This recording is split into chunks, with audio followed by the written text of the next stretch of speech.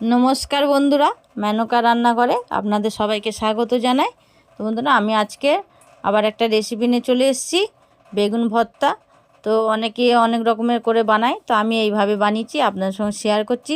চলুন বন্ধুরা, রেসিপিটা বানিয়ে দেখাই। আর সমস্ত বন্ধুদেরকে বলা হচ্ছে যেন পুরো ভিডিওটা দেখার জন্যে। তো চলুন বানিয়ে দেখাচ্ছি। তো আমি এখানে দুখানা বেগুন নিয়ে নিয়েছি। শীতকালে বেগুন একদম কচি বেগুন একদম।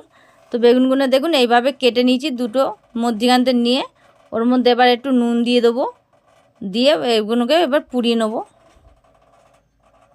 নুন দিয়ে ভালো করে এবার গ্যাসে বসিয়ে দিলাম, জাল দিয়ে দিয়েছি, দিয়ে আর গ্যাসে দিয়ে এবার এগুলোকে পুড়িয়ে নেবো ভালো করে। বেগুন ভর্তা দিয়ে রুটি পরোটা খেতে ভালো লাগে, ডাল দিয়ে আবার খুবই ভালো লাগে বেগুন ভর্তা। তো হয়ে গেছে পুরানো, তো আমি এগুলো ছাড়িয়ে নিলাম। এবার এখানে একটা পেঁয়াজ কুচি নিয়েছি খুব মিহি করে, কাঁচা লঙ্কা কুচি নিয়েছি, রসুন কুচি নিয়েছি একটু, আর টমেটো কুচি নিয়েছি। সব উপকরণগুলো কুচিয়ে নিয়েছি, এখানে দেখিয়ে দিলাম।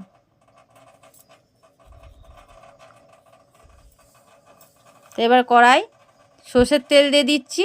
বেগুন ভর্তা সবচেয়ে মেন হচ্ছে সর্ষের তেল, কারণ সর্ষের তেল না হলে টেস্টটা ভালো হয় না। তো তেল গরম হয়ে গেছে, আমি পেঁয়াজগুলো দিয়ে দিলাম। পেঁয়াজগুলো দিয়ে দিয়েছি, দিয়ে একটু নাড়াচাড়া করে একটু হালকা ভাজা ভাজা করে নিচ্ছি। দেখুন এবার রসুনটা মধ্যিখানে দিয়ে দিয়েছি, দিয়ে একটু তেলটা পেঁয়াজগুলো সরিয়ে দিয়েছি, দিয়ে মধ্যিখানে রসুনটা দিয়ে দিয়েছি, দিয়ে একটু নাড়াচাড়া করে নিচ্ছি। রসুনটা একটু ভাজা ভাজা হয়ে যাবে গেলে ওর মধ্যে আবার কাঁচা লঙ্কা আর টমেটোটা দিয়ে দিলাম, দিয়ে ভালো করে নাড়াচাড়া করে নিচ্ছি। তো যে সকল বন্ধুরা আমার ভিডিওটা দেখছো, তারা পুরো ভিডিওটা দেখার জন্য অনুরোধ করছি। আর সমস্ত বন্ধুদেরকে বলছি, নতুন নতুন বন্ধুরা হলে আমার চ্যানেলে একটা সাবস্ক্রাইব করে দেবেন বন্ধুরা। তো আমি এখানে এবার সামান্য স্বাদ মতন নুন দিয়ে দিলাম, আর সামান্য একটু চিনি দিয়ে দিলাম, দিয়ে ভালো করে এটাকে গলিয়ে দিচ্ছি টমেটোটাকে।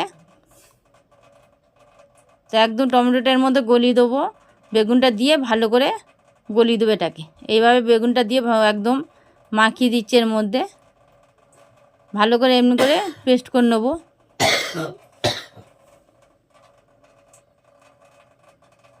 তো এভাবে দেখুন ভালো করে একদম নেড়ে চেড়ে নিচ্ছি কড়ার মধ্যে, খুবই টেস্ট হয়। আর চিনিটা দিলে স্বাদটাও ভালো হয়, তো ওই জন্য সামান্য একটু চিনি দিয়ে দিয়েছি। তো এইভাবে বানিয়ে অবশ্যই দেখবেন যে বন্ধুরা, অনেকে অনেক রকম বানায়, তো আমি এইভাবে বানিয়েছি। তো দেখুন একদম পুরো মিহি হয়ে গেছে বেগুনটা।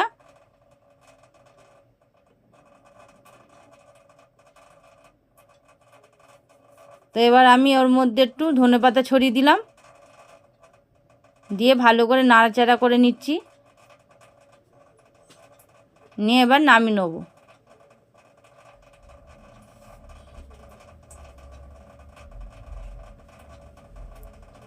তো নামিয়ে নিচ্ছি দেখুন। তো কেমন লাগলো রেসিপিটা এবার কমেন্টে অবশ্যই জানিয়ে দেবেন বন্ধুরা, আর একটা সাবস্ক্রাইব করে দেবেন, আর একটা লাইক করে দেবেন, যাতে নতুন নতুন রেসিপি আপনার সঙ্গে শেয়ার করতে পারি। তো এখনকার মতন আবার এলাম, নমস্কার।